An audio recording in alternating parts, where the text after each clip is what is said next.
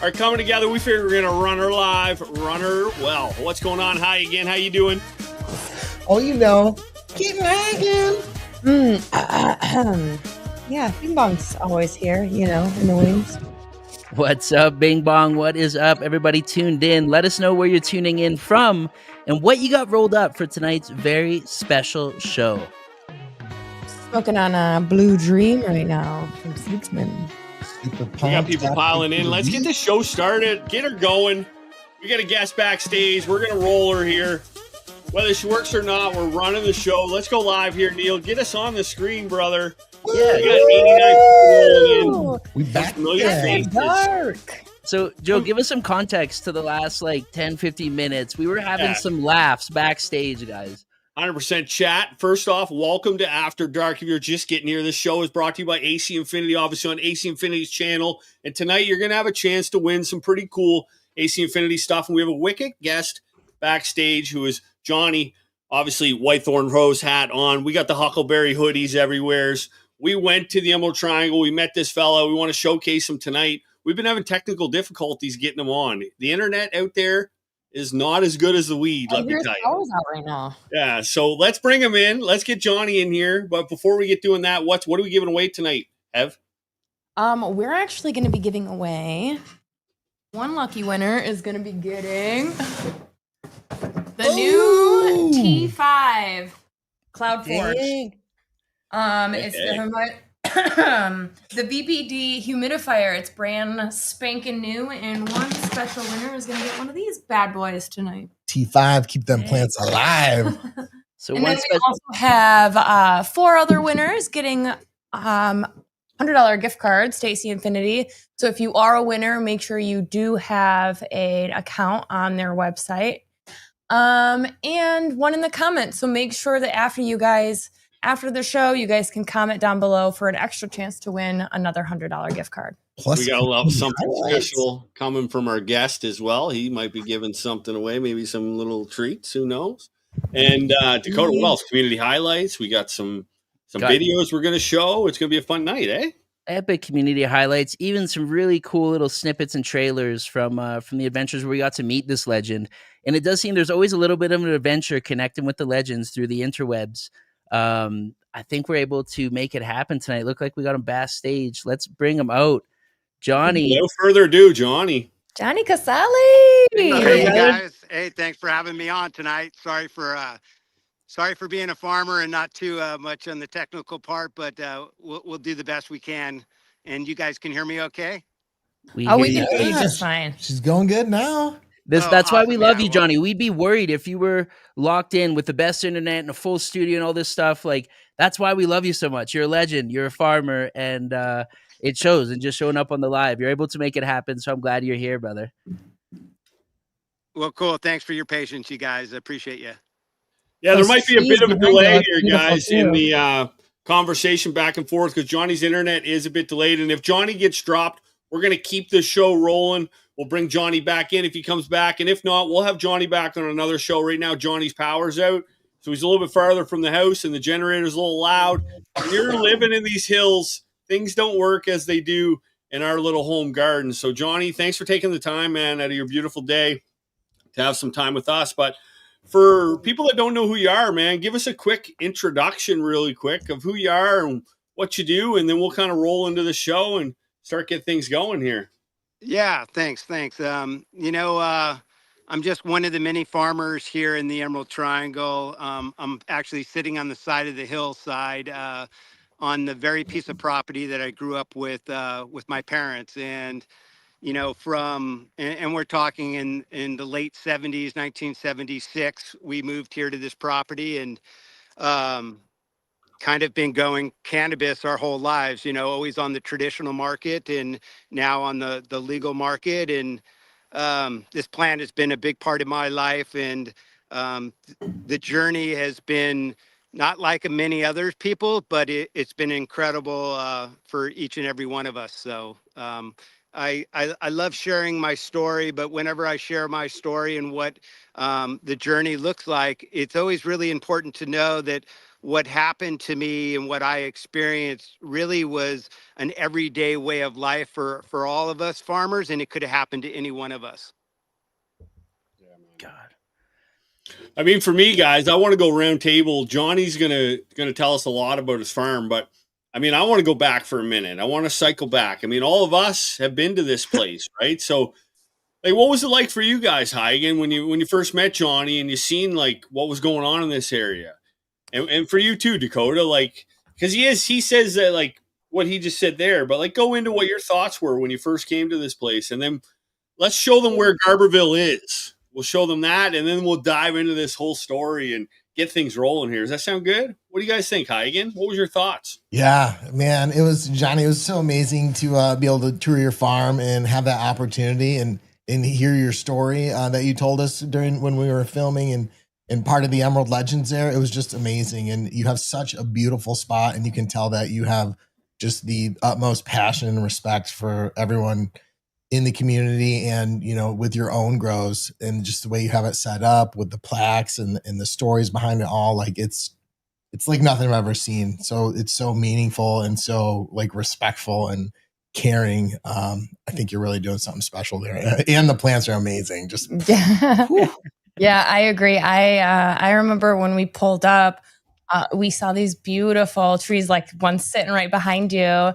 And when we started touring and you started telling us, obviously your story, and then the stories of people that have came your way because of your,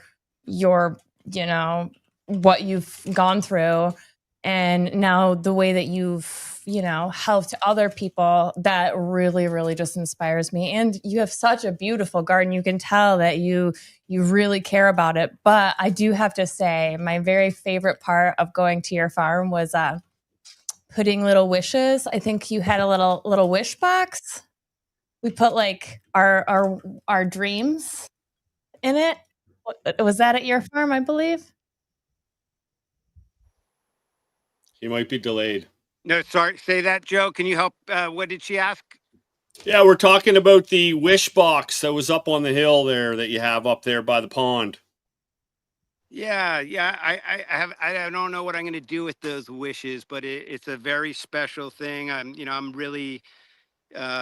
really big believer, and so is my partner Rose, in being able to manifest your own luck. And I know that sounds kind of wooey, but I really believe in like positive thinking, and we've all had challenges in our lives. And it's a lot of times it's just the way we look at things, right? Whether or not it's somebody passing away, or whether or not it's you're in a car accident, there's something good to find in every bad. And through my journey, I really had trained myself, and now it's just become like second nature to look at things in a positive light. And it's really enhanced my life and my partner's life. And it's really an amazing thing once you teach yourself how to do that. I remember talking up on the hill when we were putting those wishes in. It's pretty cool that you said this, because it kind of ties to your whole farm. Like, you guys care a lot about the land. And you can tell that, like, you don't just grow weed to grow weed. Like, you grow weed because it's been part of your life forever, right? Like, I really want to get into how the story started. But, Dakota, you go ahead too, dude, real quick, because I think that was probably the coolest part for me. You guys just care about the land and everything. It's unbelievable. Yeah. You could tell right away, guys, as soon as you walked on to this farm, that it was the most heartfelt example that you would like the rest of the world to see as they start their very first home grow. Like everyone said here, like how well everything was just taken care of, how beautiful everything was. And then just the history to walk through and to see, the genetics that are inside of everything that's walking through and the history behind everything. It really was the home grower's dream to be able to see that little slice of paradise. And I will say the terps was everything that you got to read about in the magazines, hear about on the podcast. It was unreal, right? The Whitethorn Rose and all these different names you get to hear. It was truly an honor, Johnny, for us to have you, like for you to have us by that day. And I knew it was unexpected. That's what was so cool about it. It's not like Johnny was waiting for us to all show by that day and had this whole tour set up. He was in like mid getting ready for fresh frozen harvest, in the thick of it. But took the time out of his day to show us this beautiful experience. So from the bottom of my heart, Johnny, thank you. It truly changed my perspective of what's possible for setting up a home grow. Yeah, thanks. And everybody sounds a little bit choppy, Joe. So like if I'm not answering the questions, you might have to relay because you do sound clear. For sure. Let's just get this started then, Johnny. Let's go into a little bit more of a question segment, then it's going to work a little bit better. So I've got some good questions over here on the side. Well, what Dakota said, I think it's important. Just I did hear a little bit about him. Some of the things that we grew up saying here, it's never going to be about one of us, and it's always going to be about all of us. And working with Jason Gilman from Ridgeline Farms, who you guys are very fond of and know very well. You know, he's just all about community, and whenever special people come that he thinks can uplift the community, we usually bring them to one another's farm.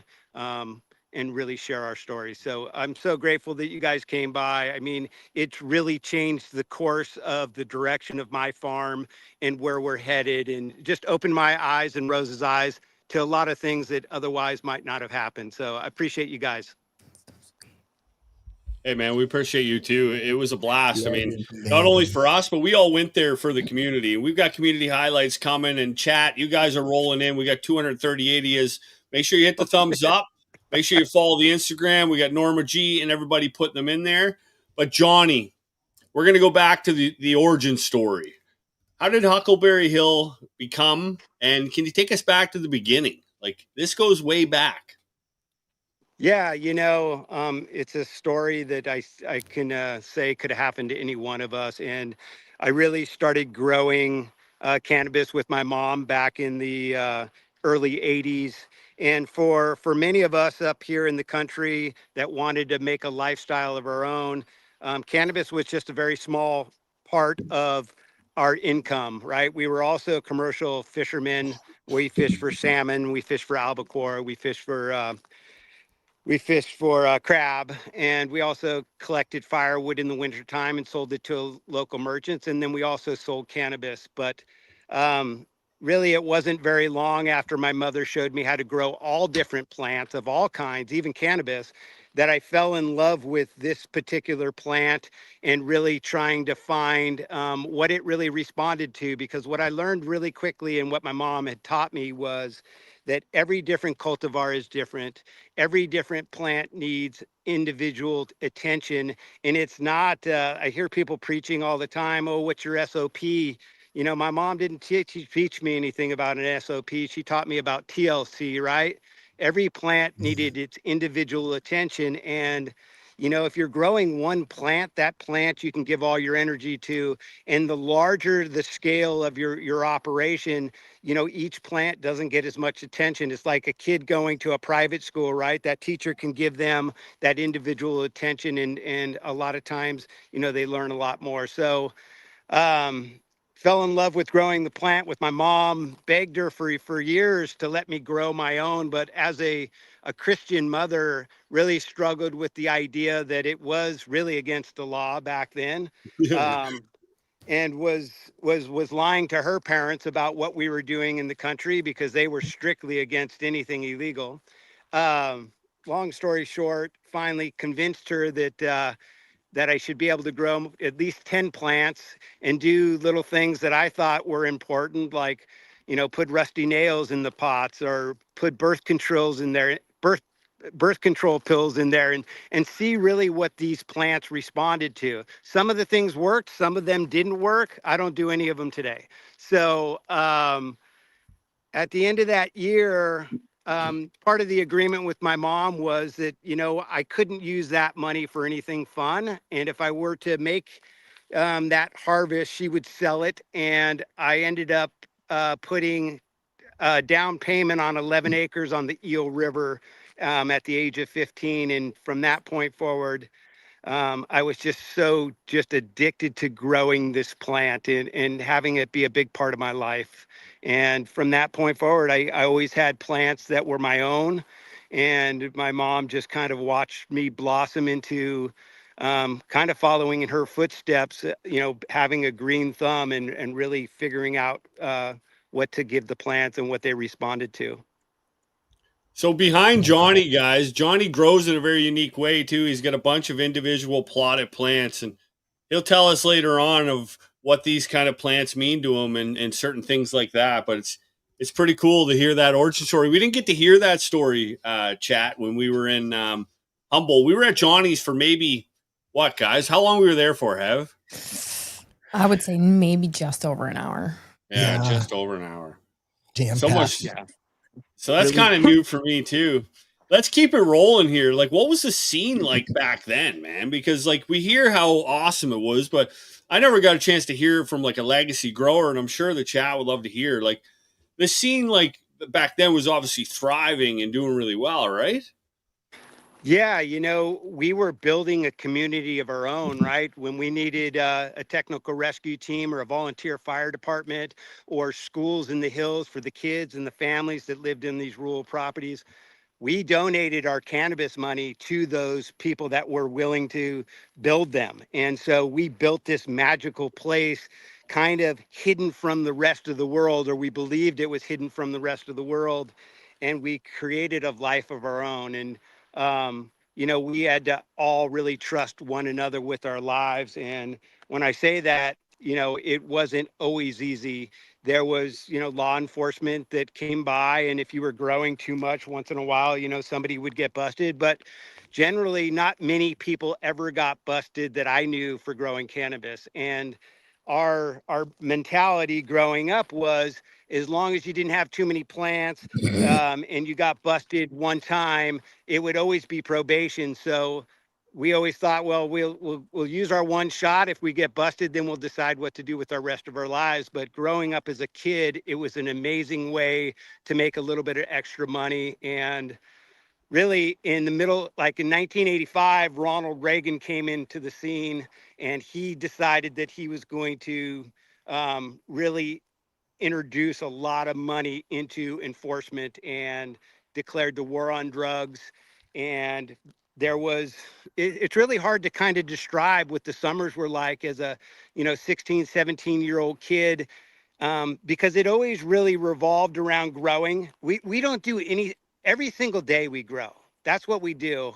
Like, that's what I do every day. I look forward to getting up tomorrow morning with my coffee and walking up outside when the light's coming up, when the sun's coming up, and watering the plants or fertilizing the plants. And that's been my way of life for the last 45, 50 years. And I still love it today.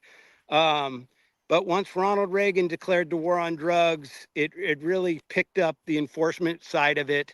And there was multiple helicopters in the air that would drop guys down on wires that had AR-15s, and they would drop down into these gardens, and they would cut down the plants, and they would load up these big cargo nets full of the weed, and then they would come circle back around later, and then they would pick up these big baskets of weed and then haul them to the con camp, where they would then burn them.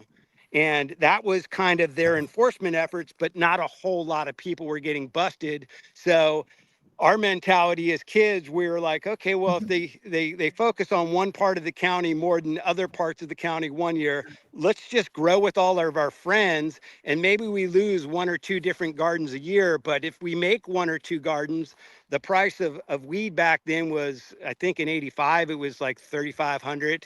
And then in the early 90s, it went as high as $5,800 a pound. I remember selling 20 pounds, and just were like, just flabbergasted. And it was really, truly amazing way to grow up. And I have no regrets. Unreal.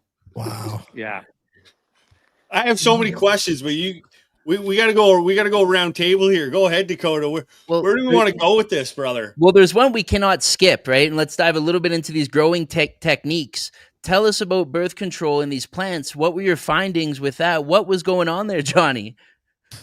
So, it was not many. So it was a tough thing to navigate, because not many people talked to the masses about growing weed, right? Because loose lips sink ships, and you never wanted to get your inner circle in trouble. So it would kind of make its way around the rumor mill until maybe it reached your farm or your ear, and you would hear little things. And so the only way to really prove or discount what you were hearing, is to experiment around it. So that was just one of the things that we had heard. We also had heard that if you pulled the plant up by the root ball and you stuck those roots in boiling water before you hung them upside down, that it would send all the resin up to the flower. Take it. We don't do any of that stuff anymore today, but I still experiment around today, because I do believe that, just like anything, these plants do have something in particular that they respond to. I think I found a few things that these particular cultivars really like, and they respond well to, and people are starting to enjoy the flower that's coming off of them. So whether or not it was a birth control pills, or pulling the plants up and putting them in boiling water, or if it was Dr. Earth's 444 or back guano, or whatever else I use. I mean, I'm not exactly sure what's making them respond so well, or maybe it's just the love that we give the plants, but they seem to be doing good. And I don't like to say that too loud, before it, they'll be wilting or dying, or something will be happening, because it's farming, right? Anything can happen, and things happen every single year, and you just have to be able to respond and react to them. And, with all the many mistakes that we've made over decades, we've learned some tricks of the trade. And, talking with Jason pretty much every day, we kind of share information about what he's seeing and what I'm seeing. And together, we make choices on how to move forward, and what strains to plant. And, it's been great having a partner like Jason and Teddy from Canna Country, and a lot of these small farmers that we've gotten pretty close to. It's really helped the plants here flourish. Yeah. It's so cool, eh? Like, guys, Johnny and all these other farmers get to live such a cool life, because you get to see this plant every single day. And it's such a cool plant when you see it every day, because you can see how it reacts to training, how it reacts to being watered certain nutrients and fed certain ways. And it's so cool. So cool that you guys get to be able to see that. Go ahead, hi again. I'm sure you guys have some questions too to roll on this. I was going to say, I think when we were there, you said, at maybe the peak, or around some of the height, there was over like 500 growers in the area, and it's dwindled since then to maybe, I think you said less than 50 perhaps. Do you find that as it kind of the community shrinks in these legacy farmers, do you guys find that you get more tight knit and banded together, share more knowledge and stuff like that? Kind of like you're real close to Jason and other people in the community? When I first entered into the permitting process, which was really hard for a bunch of outlaws to all of a sudden, after 40 years, decide that, oh, let me get permitted by the government that I've always been running from. That was a lot harder. I brush over that pretty lightly, but that was a lot of sleepless nights for a lot of farmers to actually pull the trigger and actually to sign on a piece of paper that we want to permit and now sell legally. But it was one of the most amazing experiences, and is, because I get to share the farm with people like you, and I get to share my product for the first time in my life with other people in the world. And that feedback, or that validation of what we've been doing for decades in hiding, has really meant a lot to me and a lot of the farmers. And like I said, when we first started in the permitting process, there was over 2,500 farms that had entered, and currently I think there's 350 that are still in the game. Some of those licenses, I don't know exactly how many of those are farmers. Some of those are manufacturers or distributors, but there's less and less of us farmers every single day. And the real crime in that is that we're limiting the amount of sun-grown craft cannabis that the consumers get to experience, whether or not it's for recreational purposes or whether or not it's for their medicine. It's limiting their access to it, and that's the scariest part. Unreal, unbelievable. Yeah. You have such a crazy story, Johnny. I've got two questions. I'm going to go one parter for the stoner fans, and then we're going to go informational for the informational persons. So, stoner question: what's the most amount of poundage of weed that you sold at one time? How much weed have you sold at one time? I think that's a tough question. That's a good question, Joe. Maybe 175 pounds of indoor for 5,500 a pound. Okay, and now on a double up on that question, how much size is that? Like, can you give me a visual? Is that one car? Is that two cars? How big is that? Like visual, how much pound does that look like? What's that look like? Maybe a van full. A van full of weed. That is awesome. Yeah, That's maybe awesome. not 3/4 van full. full of weed. That's What a awesome. visual. And then we're gonna go to the information one. So you're deep. You're like what I would call a legacy guy, and I think you consider yourself a legacy guy. You're deep in here. How far back does the legacy go? Like, how many years have you guys been growing cannabis? How long has your family been involved? Is there people before your mom? Is it?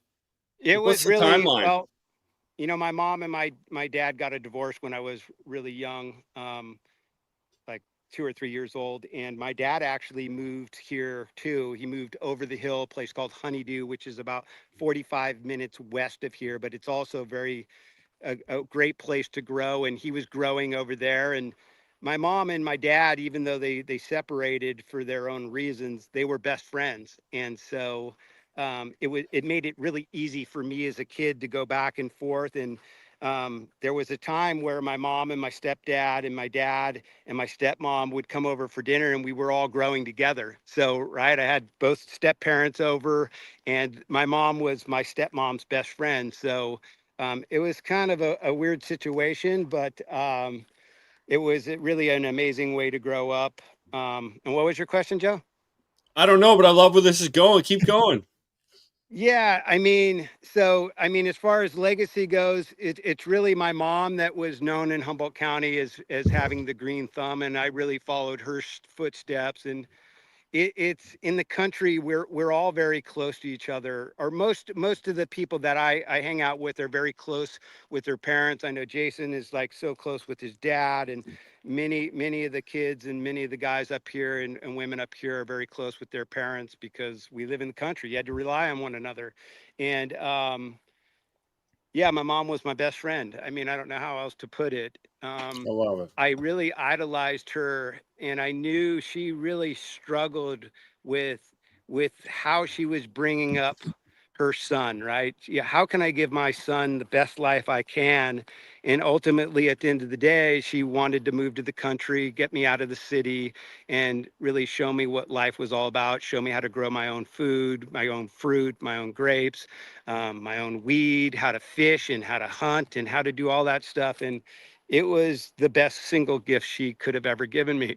And cannabis was just a big became a big part of my life and her life. And like we were talking about before, enforcement started getting pretty bad, where there was times when I was 17, 18 years old that there was maybe 4 or 5 helicopters in the air at once in Humboldt County, dropping guys down. We were calling one another. The farms were calling one another saying, hey, a convoy is going down Bryceland Road. It's taking a left up this dirt road. And the key was really never to be home if they ever showed up at your house, because you always had all kinds of loose ends and you always wanted to clean up whatever messes you had. And when I'm talking about messes, I'm talking about like receipts that you might have written down and you left in the house.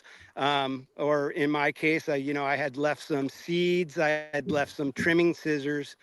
And unfortunately, if I'm not jumping into this too early, Joe, when my mom finally, after all the enforcement started happening, decided that she wanted to follow her life dream, and she bought a commercial albacore boat, and her and my stepdad bought a 90-foot boat, and they sailed to the South Pacific, over to China, up to Alaska, down to Washington, and spent 10 months out of the year on the ocean. Because if any of you have spent any amount of time on the ocean, you truly understand community and what that means at the ocean.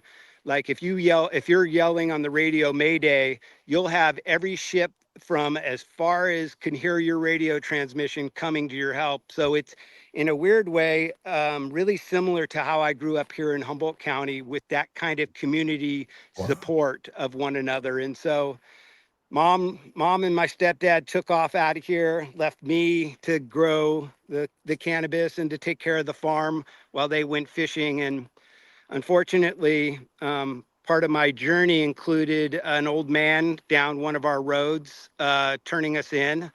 And being from the country, being pretty sheltered from real life experiences, didn't know there was something called like a federal charge. I always thought it was just locally charged, state charge.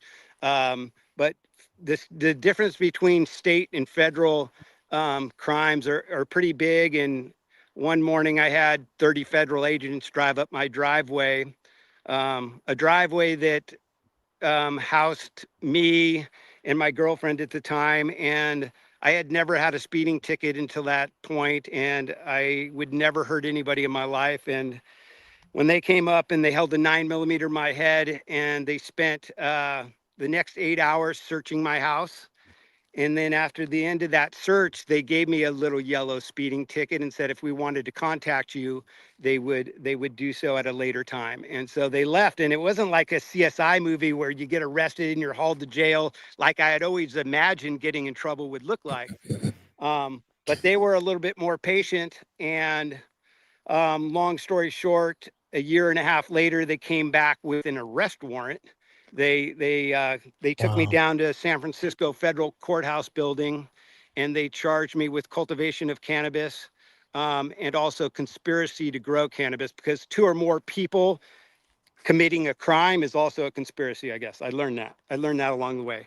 And from that point forward, for the next 3 years, my lawyer really tried to explain to the judge who we were as people. I said I was guilty for growing the weed. They had us on video. There was no fighting that. But I wanted this judge that was about to sentence us to know who we were. And we were looking at, for first-time nonviolent offenders, 10 years to life in prison. And the only really way around that, after years of going to court, that I figured out was they wanted you to rat, right? They wanted you to rat on your best friends or the bigger fish or whatever they wanted. That was the only way you were getting a downward departure from the 10-year mandatory minimum. And I refused to do that. It was, something that anybody that's going through court like that would have to put some time and energy into to think about their values and about their beliefs. And what I came up with was that, this community was my family, and I was going to do whatever I had to do to protect my family. And I ended up going to court, like I said, for 3 years. At the end of the 3 years, the judge stood up and he said, I would like nothing more to give you less time, but because I'm bound by the law, he gave us the lower end of that mandatory minimum, which was 10 years. And in federal court, you do 85% of your time. And I did get 6 months off for a drug program. And I got, so I ended up doing 8 years in federal prison, 6 years in Lompoc, and another 2 years at Nellis Air Force Base, where I took that drug program. And then I also had 5 years probation. So the journey of incarceration and dealing with law enforcement was really 17 years out of my life. And now I'm sitting on the side of the hillside that I find myself permitted by the county of Humboldt in the state of California. Amen to that. We love you, Johnny. Ooh, I love you, Johnny. What an amazing brother. You're a story. real one, dude. Johnny, man, when they're like, so when they arrest you and they're like are they trying to give you less time, and when they're trying to get you to rat, are they like trying to trick you into ratting too, being like, hey, we already know so-and-so's doing this. Like, come on, you just got to tell us, like, are they trying to snake you too? Dude, Joe, you nailed it. So that's what they do. They have information that they've collected or friends that they know. They've already done their little homework, right? So they do try to trick you into doing that. But to rat and to get less time, it's more of a formal court proceeding. And, I was never willing to do anything like that. And it was, the best decision I ever made not to cooperate. And the reason I say that is because when you're kind of removed from the community, even though you love these people and they love you, that's a long time. 3,000 days is a long time to be away. And, one sec, Johnny, freeze. I'm going to freeze you right there. 1 sec. Because I know where this story's headed. 1 sec. Community is amazing. And I know we're going into the community because you obviously went to prison. How the hell is he here, right? Before we go there, let's go into community highlights real quick and then come back to this story because this story gets really, really cool, guys. Let's roll a community highlights trailer. Let's get community highlights going and then come back and let's hear where Johnny's story goes after he gets out of prison. Unbelievable. This is where we'd like to see what you got growing on. Over on the gram, bro. That's right, your setup. Where you grow your plants. We want to see it. With people tuning in from all over, we'd love to see how you grow. And then we should be good to go. We all got different ways of achieving the same goal.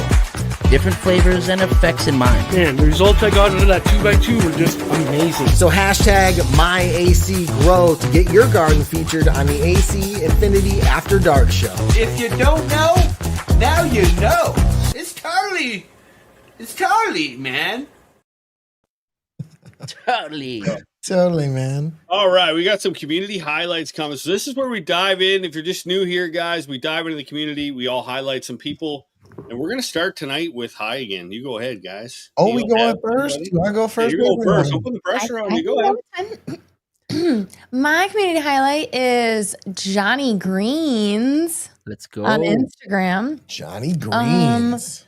I just saw that he was, really supportive with a lot of other people in the community. And I clicked on his Instagram and I couldn't stop looking at these photos.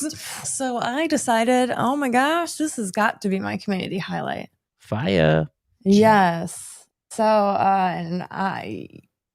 look at that. Johnny Green's growing some green. I know. He doesn't put too much information out there, but I understand because of the gram. I love to be gram. IOPS right there by Ethos. But those flowers, I couldn't help but love just the bed. Love the grow. Look at that. Unreal. Check him out. Johnny Green's on the gram, guys. And Johnny, if you're watching, congrats. Make sure you email giveaways at acinfinity.com. Take a screenshot of your YouTube profile and they're going to hook you up. Hook you up. Congrats, Johnny. I selected Zombie Grows on the gram. Dude's growing, dude's loving it. And I'm loving these full tents of nugs here. Oh, wow. My favorite. These. The kind of flowers I love. Look at him. He's got like an Evo 8 jammed in there or something. Yeah, I'm just trying to look at his setup he's got in there. Like 500 nugs. Looking packed. Maybe even some outdoor going on here. Oh, this guy's a bit of an animal too. Look back. He's a bit of a party animal. Look, he's got Jaeger bombs going back there. And that's got to be 420. He's got him doing bong rips in cars. He got some bong rips. Look at this guy. Love it. Look at him. What's this? What's he smoking here? Your Keef right there. Holy jeez, this guy and Tommy should hang out.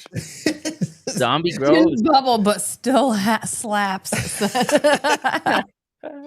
Zombie Grows the man. So that was my pick. Congrats, Zombie Grows. Make sure same thing. AC Infinity. Screenshot your YouTube and congratulations. Good pick, Neil.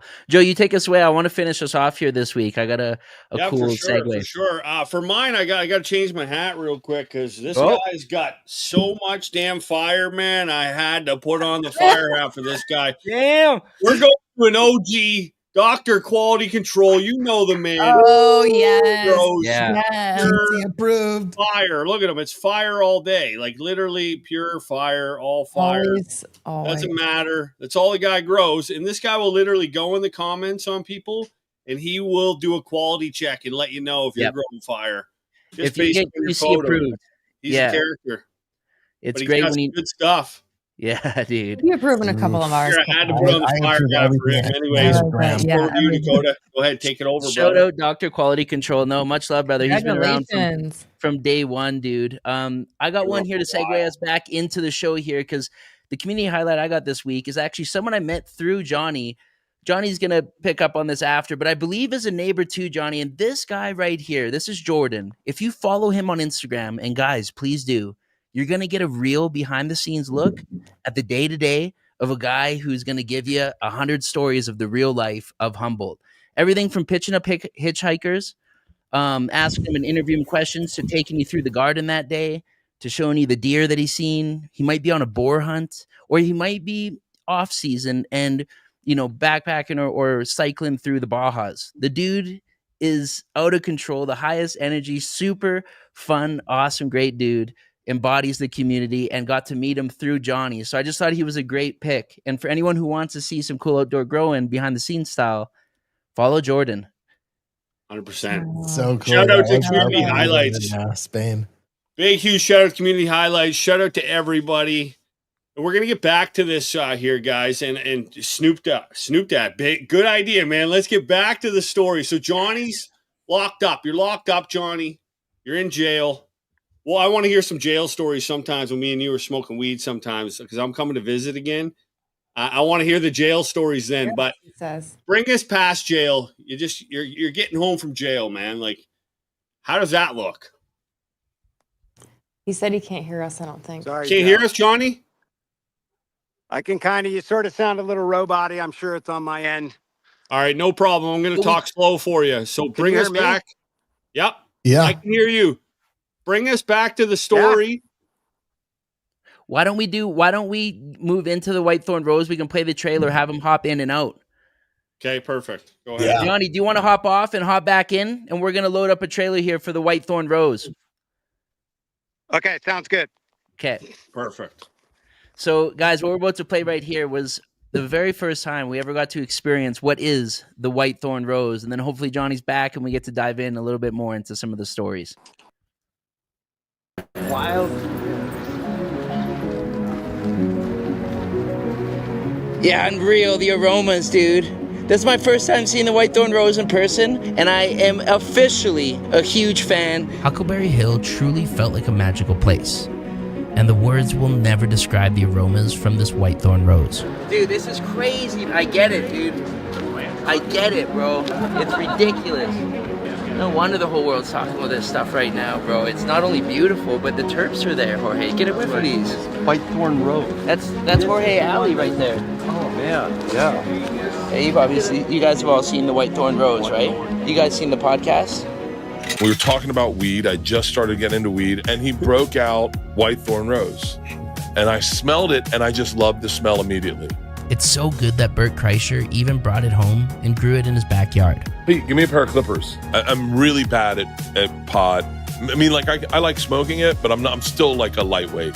And so I don't know all the things. You got to really understand 40 years of running from helicopters and enforcement teams, and it was a long road to get here. And coming out of the shadows and into the light wasn't what people might think it is. It wasn't that easy to sell your pounds on the legal market. And all right, I think we back on stage here? Oh, sorry, guys. Move this. I think we see Johnny back in. So can you hear us good now? Yeah, you sound great now. Oh, there we go. Look at the fireworks going on. Yeah, Johnny. So the reason why I paused you there is because I wanted to go into community highlights because I know your story really ties into community a lot. So you're in jail. We stopped you there. Bring us now, after our community highlights, bring us back to your story and how you got to where you're going. So I'm in jail. It's a year to the day. I'm out, finally figured out where the weight yard is and figured out how I was going to really get through this 3,000 days of being in jail, right? And so it was always about the workout, right? You could get a lot of stress and stuff working out. And one day I'm out there with my best friend and I hear over the loudspeaker, I hear, John Casali, please report to the chaplain's office. And that's something you really don't want to hear. And that's something that every other inmate can kind of relate to and have compassion for. And as I made my way to the chaplain's office, and I knocked on the door, the chaplain came up to the door and said, you know, I went in there and had a seat. And I was thinking the whole time that maybe my dad had something happen to him. And he informed me that my mom had passed away on the boat. And that was like one of the most challenging things that I had to deal with. But bringing it back to community, it was the community here, my family, my extended family that wrote me letters and gave me all that support in one of the loneliest, hardest times of my life. And really gave me enough drive to see the light at the end of the tunnel and to know that I would be getting out to my extended family. And after those 3,000 days, and my dad picked me up from the halfway house in San Francisco, and as we drove up to Humboldt County and we drove through the front gate of my house, I had 50 people from this community that was lined up the driveway waiting for me to get back. And, you know, I think ultimately at the end of the day, they had trusted me with their lives. And when I acted in a way that was who I said I was, it really meant a lot to them. And most of those people brought me silverware, plates, forks, and things that we all take for granted a lot of times, but that had gotten stolen while I was away. And they really supported me enough to help me get my life back in order. And, you know, most of them are still here today, and it just meant the world to me. And yeah, so it was always about community for me, and it's still about community for myself and for Jason. I mean, no decision that we make ever is about us or about what's going to be benefit us. It's about how are we going to help this community that's always been here for us. And I hope that never changes, and I don't want it to change. And yeah, Jason's become a leader in a community that has lived in hiding for the last 45 years. So it's a pretty big honor and a huge responsibility to be in that position now. And we work together every day to support them. Wow. Yeah. It's unreal. There's so many questions rolling in from the chat. And just a side note, just a little side note, Joe. And it's a really, it means a lot to me to share this part of it, because no matter where you are at in life, we all have the ability to make a difference. And right now, we all could probably agree that the world's in shambles, and we just have not been nice to one another for just being nice. And while I was in jail and my co-defendant were in jail, even in that kind of situation, you know, I was able to get the guard and the warden to understand who I was and what we were all about. And they felt really bad for what the system had done. And after we had gotten off probation, they reached out to myself, and they came up to my farm for 3 days and 2 nights and wanted just to make sure that my co-defendant and I were okay. And we just had a pretty good time together. And as they left, they each took 6 personal plants, which is legal in California, to grow on their little pieces of property in Lompoc. And they still are growing our strains as we speak this year. So, cool. We all have that ability to make a difference. And I just really strive every day to put a smile on somebody's face. And how can I make a difference? Because I never really want to take tomorrow for granted, because my mom passed away when she was 50. And I know at 58 that today might be my last day. So spending it with you is something special, and I want it to be something meaningful, and I want together us to make a difference. We appreciate that, man. Such a powerful message. And I think the talking on the strains and having people take them home and start them, I think that's a great segue. We're getting down to the last minute here. I think we should open up the giveaway, roll the clip where you shared some strains that you gave us in Spain of some new crosses and things that you wanted to share with the community. So I think it's a perfect time. Let's give away some hats and some shirts. Yeah. We got 3 hats and 3 shirts. Just if I'd love to share those with people if you guys want. Let's put that code up so people can start entering. And then while people are entering, let's roll the clip of the strains that you shared with us in Spain. And then we can talk about it a little bit as we pick some winners. Sweet. Go ahead. Just put in, we'll put in Whitethorn Rose or AC Infinity. Whitethorn Rose. There we go. Whitethorn Rose. Make it hard to type so people go nuts. Got to work for it. And one word, guys. All one word. There we'll we leave go. that up here for a second, and I'll just kind of set the clip up. But this is when we were talking with you in Spain, Johnny, and you gave us the seeds, showed us some new crosses that you had in the works and some other things that will be available on Tangled Roots. So I'm going to go ahead and roll this clip, and then we'll talk here in a second while you guys enter. A few of these? Sure. Yeah, these are some of our new releases that we just did, and you know, I wanted to share them with you guys. We released Paradise Pine about a year ago, And the exciting part of breeding your own and developing something new that nobody else has had a chance to try and releasing it to the world is you get all this feedback from people, and not all of it's good, not all of it's bad, but there's always a diamond in the rough. And you know, some of these home growers are some of the best growers in the world, and they don't know until they actually do it. And so they've been sending me pictures of the Paradise Pine, and they just have some amazing flowers that they're producing, which excites me and makes me wonder, what did I miss? Like maybe I need to pheno hunt again and stuff. So I have my own cut at home that I like and I enjoy. But I'm seeing some out there that I never saw before. So cool. That's the real fun about the pheno hunts. Okay. But then I also wanted to share some other really special ones that I've grown before. The Amalfi, which is a higher THC leaning. It's just a super beautiful purple flower that doesn't get powdery mildew, that is really resistant to bugs. But the industry, especially in California, resonates to it because it's a super high THC. I mean, I've had some in the mid to upper 30s, according to the labs. Whether or not that's true or not, who knows? But it's a really fun one to grow, and it's an easy one to grow. So I gave you enough seeds that if you guys decide to share them with the people watching your channel, I think that would be a cool thing, or whatever you decide to do. And the same with this one, Margie's Magic crossed with Whitethorn Rose. It doesn't have a nip. So this one is so new, it is just getting to our site, the Tango Root store.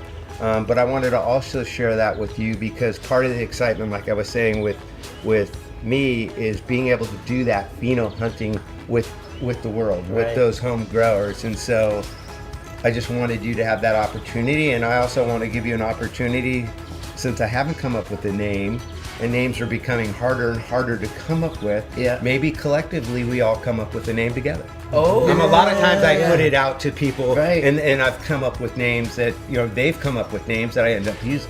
So maybe this is one of those that maybe we try to do something like that with. I think it's fun. It's always fun. That sounds fun. Yeah. So that's what's in the arsenal. That's what's new. And I think there's some real winners in there for people. So, dude, awesome. And thanks for sticking with Joe too. Thinking of Joe. We're thinking of you, buddy. Oh yeah. Joe, she could be here just for you, bro.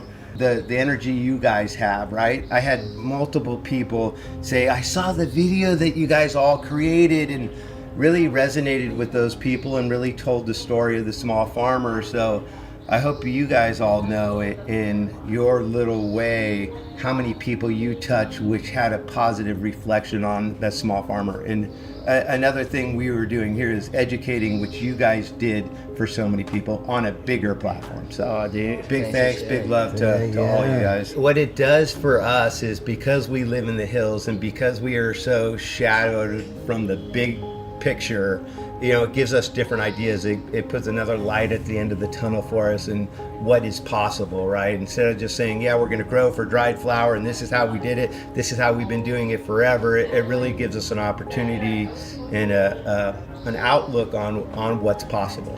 And so, yeah, it did that for us for sure.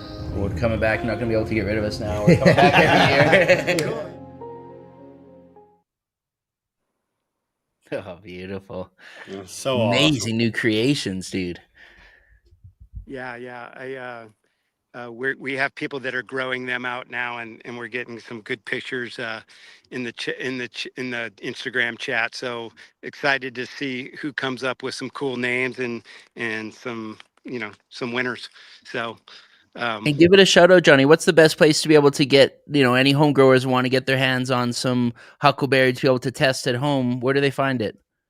We've been working, Jason, Mendo Dope Boys, and some newer farms now, Ridgeline Farms, and myself have been selling and sharing our genetics through the TangledRootsStore.com.